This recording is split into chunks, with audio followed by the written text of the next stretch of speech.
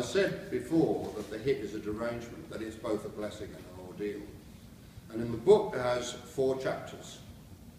And the first is derangement of the senses, sex, drugs and rock and roll. The second is derangement of the personality, madness, genius, folly. The third is derangement of society, war, destruction, oppression, exile, the outsider.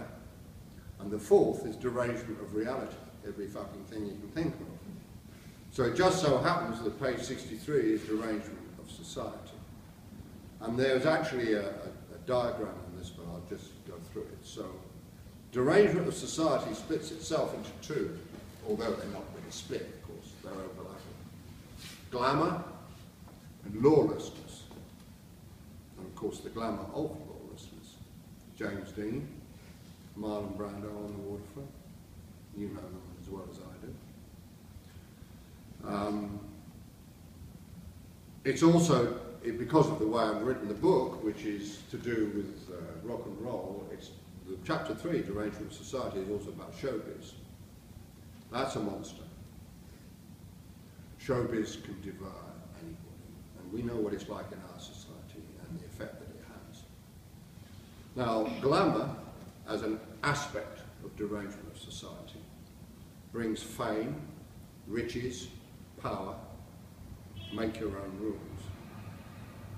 Now that applies to rock and rollers, but it also applies to Henry Kissinger. A shit, if ever there was one. Which doesn't alter the fact that he's got all of those things.